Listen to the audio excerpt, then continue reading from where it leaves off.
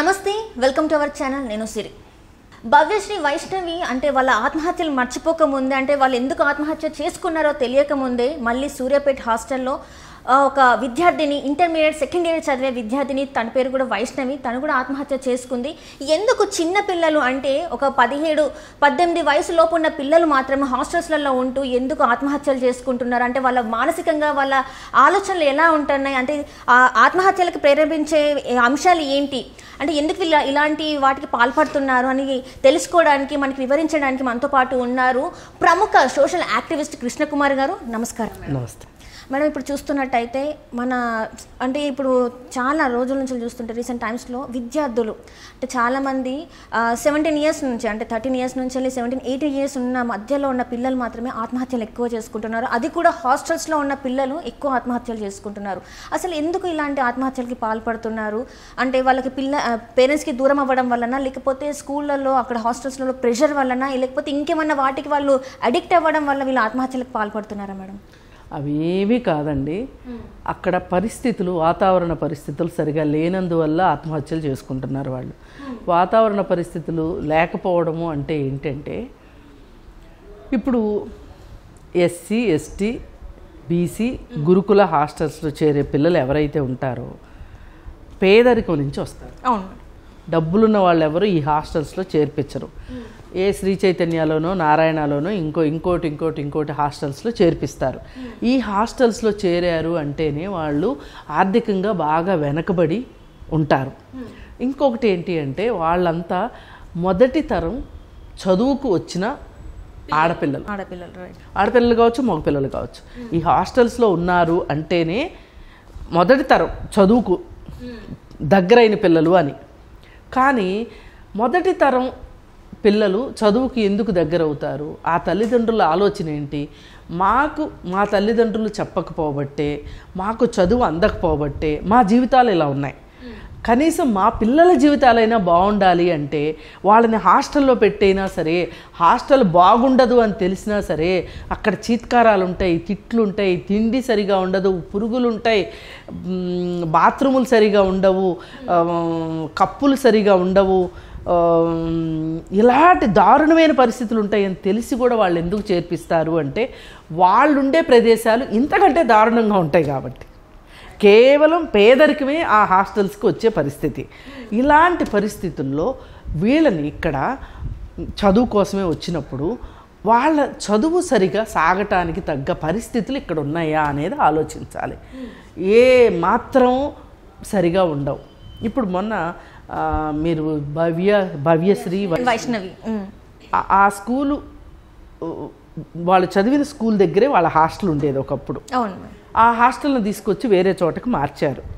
ఈ hostel building ఖాళీగా ఉంది అని చెప్పి ఈ బిల్డింగ్ ఓనరు సోషల్ వెల్ఫేర్ డిపార్ట్మెంట్లో వాళ్ళకి లంచాలు ఇచ్చాడో ఏం చేశాడో హాస్టల్ని షిఫ్ట్ చేశారు. ఈ షిఫ్ట్ చేసిన తర్వాత ఈ హాస్టల్ నుంచి వాళ్ళు స్కూల్కి వెళ్ళాలి అంటే ఆటోల్లో వెళ్ళాలి. మళ్ళీ ఈ ఆటోల డబ్బులు ఎవరు ఇవ్వాలి? వాళ్ళే ఇచ్చుకోవాలి, తల్లిదండ్రులు. అది ఒక ఇబ్బంది. అప్పుడు ఆటో డ్రైవర్ అవసరమయ్యాడు కాబట్టి ఆ ఆటో డ్రైవర్కి ఈ పిల్లలున్న హాస్టల్లోకి ఎప్పుడంటే అప్పుడు, ఎలాగంటే అలాగా వచ్చే అవకాశం దొరుకుతుంది కదా. ఇది ఒక సమస్య. సరే, ఈ హాస్టల్ ఏమన్నా ఉన్న ప్రదేశం ఏమన్నా రక్షణతోటి ఉందా అనుకుంటే, అదే బిల్డింగ్లో 4వ అంతస్తులో ఐటీఐ ఉంది. ITI co education, degree college ఉంది. ఆ మొత్తం ప్రెమిసెస్లో 4 కాలేజీలు నడుస్తున్నాయి. ఈ 4 కాలేజీలోనూ అబ్బాయిలు ఉంటారు. వాళ్ళు ఎప్పుడంటే అప్పుడు పైకి రావాలి అనుకుంటే, అంటే వస్తున్నారని నేను అనట్లా, రాదలుచుకుంటే మట్టుకు వచ్చే అవకాశాలు ఉన్నాయి. మరి నైట్ వాచ్మెన్ ఉంది అక్కడ. ఆమె తంతే పడిపోయేలా ఉంది. కూర్చుంటే లేవలేదు, నుంచుంటే కూర్చోలేదు. ఆమె సాయంత్రం 6 నుంచి పొద్దున్నే 6 వరకు ఆ హాస్టల్లో ఉంటుంది, నైట్ వాచ్మెన్. డే టైంలో ఈ కుక్కులు, ఈ కూరగాయలు కోసేవాళ్ళు, ఊడ్చేవాళ్ళు, తుడిచేవాళ్ళు వీళ్ళు ఉంటారు. వాళ్ళందరికీ కూడా జీతాలు బహుస్వల్పం. మరి గవర్నమెంటు ఈ హాస్టల్లో ఉండే పిల్లల కోసం ప్రతి విద్యార్థికి 1,25,000 ఇస్తుంది సంవత్సరానికి. అబ్బా, అంత వీళ్ళ కోసం ఖర్చు అవుతుందా అనేది ముఖ్యమైన ప్రశ్న. వాళ్ళకి అంత ఖర్చు పెట్టరు. వాళ్ళకి అక్కడ ఒక డైట్ చార్ట్ ఉంటుంది. ఆ చార్ట్ ప్రకారం ఏ రోజు ఏ హాస్టల్లోనూ మీరు ఎప్పుడంటే అప్పుడు మీరు వెళ్ళి తనిఖీ చేసుకోవచ్చు. ఉండవు, అవన్నీ ఉండకుండా తిండి సరిగా ఉండదు. ఇప్పుడు వీళ్ళు తల్లిదండ్రులను వదిలిపెట్టి వచ్చారు, హాస్టల్లో ఉన్నారు. వార్డెన్ ఎంత బాగా చూసుకోవాలి. వార్డెన్ అంటే తల్లితో సమానం. ఆ వార్డెను 4 రోజులకు ఒకసారి వస్తుంది అక్కడికి. రోజు రాదు ఆవిడ. రాకుండా అటెండెన్స్ వేసేసుకుంటుంది. ఆవిడ అటెండెన్స్ ఆవిడ వేసేసుకుంటుంది. అక్కడ మొత్తం పెత్తనం ఆటో డ్రైవర్ది. అంటే లేడీస్ హాస్టల్లో అబ్బాయిలకు అసలు ఎంట్రీ ఉండదు. అలాంటిది ఒక బయట వ్యక్తి, అది ఆటో డ్రైవర్ అంటే పిల్లల్ని ఎక్కించుకొని వెళ్ళే సౌలభ్యం అయితే ఉంటుంది. కానీ లోపలికి వచ్చి తను పెత్తనం చేయడానికి ఎవరు ఆయనకి రైట్ ఇచ్చారని? వార్డెన్. అది తప్పు కదా మేడం? తప్పే మరి. వార్డెన్ మీద చర్యలు తీసుకోవాలనేది అందుకే ఆమెను అసలు అరెస్ట్ చెయ్యాలి. ఆమె మీద హత్యానేరం మోపాలని మేము డిమాండ్ చేసిందే అందుకు. అసలు ఆవిడ శిక్ష ఆవిడని జస్ట్ సస్పెండ్ చేసి వదిలేశారు.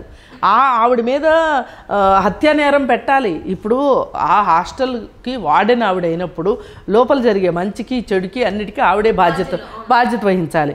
2 నెలల క్రితం అక్కడ కూరగాయలు కోసే అమ్మాయితోటి కుక్కుతోటి ఈ ఆంజనేయులు అనే అతను ఆటో డ్రైవరు వివాహేతర సంబంధంలో ఉన్నాడు అని ఈ పిల్లలు భవ్యశ్రీ వీళ్ళు గమనించి వార్డెన్కి చెప్తే ఆ పనిచేసే అమ్మాయిని తీసేశారు, కానీ ఆంజనేయులను అట్లాగే కంటిన్యూ చేశారు. తీసేస్తే ఇద్దరిని తీసేయాలి, లేదు అనుకుంటే ఆంజనేయుల్ని తీసేయాలి, కానీ ఈమెను ఎందుకు తీసేయాలి? ఈమెను తీసేసి ఆంజనేయులను ఉంచారు. ఇప్పుడు ఆంజనేయులు ఏం చేశాడు? ఇంకో అమ్మాయిని తీసుకొచ్చి పెట్టి ఆ అమ్మాయితోనూ అదే విధమైన సంబంధం కొనసాగిస్తుంటే అసలు ఈ అమ్మాయిని ఆంజనేయులే తీసుకొచ్చి పెట్టుంటాడు అనే లాజిక్ ఈ చిన్నపిల్లల బుర్రకు అందదు కదా. మళ్ళీ వీళ్ళు కంప్లైంట్ చేశారు. కంప్లైంట్ చేస్తే పొద్దాక మీరు ఇదేనా కంప్లైంట్లు చేయడం అని చెప్పి ఆ పిల్లల్ని ఎట్లా అయినా సరే హాస్టల్ నుంచి పంపించేయాలని డిసైడ్ అయింది ఆవిడ. డిసైడ్ అయ్యి ఇంకో 2 పిల్లల చేత ఆ పిల్లల మీద కంప్లైంట్ ఇప్పించి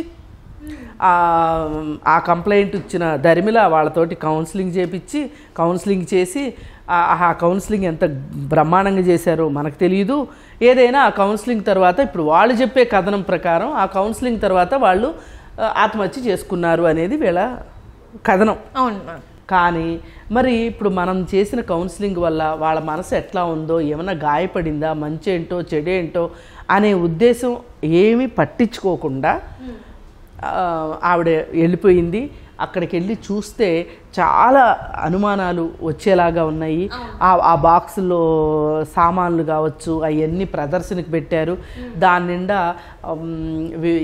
ఎవరెవరో తీసుకొచ్చి దాంట్లో సామాన్లు డంప్ చేసినట్టుంది తప్పితే డైరీ మిల్క్ చాక్లెట్లు డ్రైపర్ల దగ్గర నుంచి తిన్న ఐస్ క్రీమ్ కప్పుల దగ్గర నుంచి అవన్నీ అందులోనే పెట్టారు. ఎవరు అట్లా దాచుకోరు. కానీ వాళ్ళు అంటే సోషల్ వెల్ఫేర్ హాస్టల్లో వాళ్ళు ఎంత లగ్జరీగా బతుకుతున్నారో చూపించాలన్న ప్రయత్నం తప్పితే ఏమీ కనిపించలా.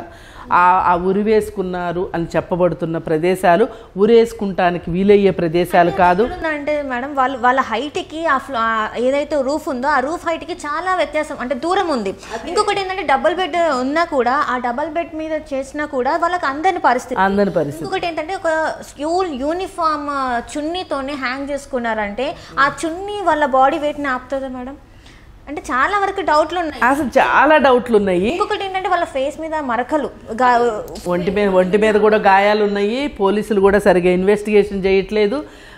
ఏది ఏమైనప్పటికీ తప్పులు తడకలాగా ఉంది ఆ కేసు. ఇప్పుడు అది జరిగిన తర్వాత ఒక వారం రోజులకి ఈ ఘటన జరిగింది, సూర్యాపేటలో జరిగింది.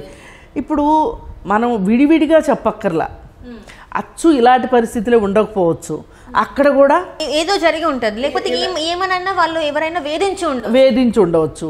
ఏది ఏమైనా సరే అక్కడ మనకి సోషల్ వెల్ఫేర్ హాస్టల్స్లో కావాల్సింది అది బాలికల హాస్టలా, లేకపోతే ఇంటర్మీడియట్ స్టూడెంట్సా, లేకపోతే డిగ్రీ స్టూడెంట్సా, ఎవరనేది వదిలేయండి. మీరు కనీసంలో కనీసం వారానికి ఒక రోజైనా సరే ఒక కౌన్సిలరు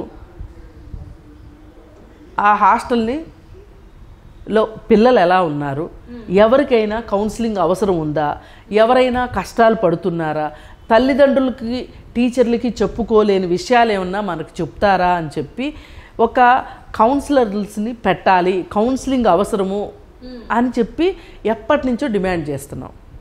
పని ప్రతి హాస్టల్కి ఒక కౌన్సిలర్ని పెట్టలేకపోయినా కానీ అదనపు భారం అనుకుంటే గనక ఒక ఊర్లో 2-3 హాస్టల్స్ ఉంటాయి. ఆ 2-3 హాస్టల్స్ కలిపి ఒక కౌన్సిలర్ని పెట్టారనుకోండి, ఆవిడ అన్ని హాస్టల్స్ తిరిగి ఈలోపు వార్డెను ఏ పిల్లలన్నా కొంచెం ఇబ్బంది పడుతున్నారని కానీ ఇబ్బంది పెడుతున్నారని కానీ ఏదైనా ఒక లిస్ట్ అవుట్ చేస్తే వాళ్ళతో కూర్చొని మాట్లాడి వాళ్ళ మనసులోకి వెళ్ళి వాళ్ళతోటి ఎంపతి ఫీల్ అయ్యి వాళ్ళతోటి మాట్లాడి ఉండుంటే గనక, అలాంటి ఒక కౌన్సిలర్ ఉండుంటే గనక ఇలాంటి పరిస్థితులు వచ్చాయి కాదు, ఇలా వీళ్ళు చనిపోయే వాళ్ళు కాదు.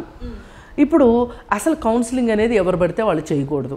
దానికి ఒక పర్టికులర్గా కౌన్సిలింగ్ చదివిన వాళ్ళు మాత్రమే, అంటే సర్టిఫైడ్ కౌన్సిలర్లు మాత్రమే కౌన్సిలింగ్ చేయాలి. అంటే ఆథెంటిక్ కౌన్సిలింగ్ జరగాలి. రైట్. ఎవరంటే వాళ్ళు రోడ్డు మీద వెళ్ళే వాళ్ళని పిలిచి మా హాస్టల్లో పిల్లలు బాగలేరు వాళ్ళకి కౌన్సిలింగ్ చేయండి అంటాం కాదు.